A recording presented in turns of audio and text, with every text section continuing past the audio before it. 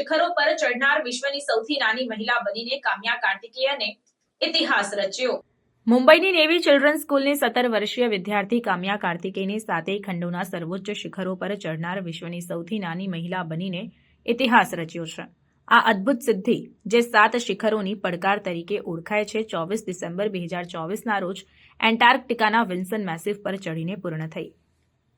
કામ્યાની યાત્રા નાની ઉંમરે શરૂ થઈ। જ્યારે તે 7 વર્ષની હતી ત્યારે ઉત્તરાખંડમાં પ્રથમ ટ્રેક કરી હતી।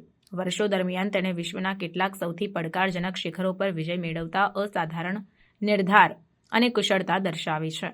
કામ્યાની સિદ્ધિનો ઉલ્લેખ ઘણા લોકોએ કર્યો છે, જેમાં ભારતીય નૌકાદળ અને પ્રધાનમંત્રી નરેન્દ્ર મોદીનો સમાવેશ થાય છે। તેના પિતા કમાન્ડર એસ કાર્તિકેયન આ મિશનના ઘણા અભિયાનોમાં તેની સાથે હતા। અવિરત સમર્થન અને માર્ગદર્શન આપતા મુંબઈની નેવી ચિલ્ડ્રન્સ સ્કૂલે પણ તેની સિદ્ધિ પર ગર્વ વ્યક્ત કર્યો છે। તેને યુવા સાહસિકો માટે એક આદર્શ તરીકે હાઇલાઇટ કર્યું છે। 7 શિખરોની પડકાર પૂર્ણ થયા પછી કામ્યા હવે નવા સાહસો અને પડકારો માટે આગળ જોઈ રહી છે। તે અન્ય યુવાનોને તેમના સપનાઓનો પીછો કરવા અને તેઓ જે અવરોધોનો સામનો કરે છે તે છતાં તેમની મર્યાદાઓને આગળ ધપાવવા માટે પ્રેરિત કરવા માંગે છે।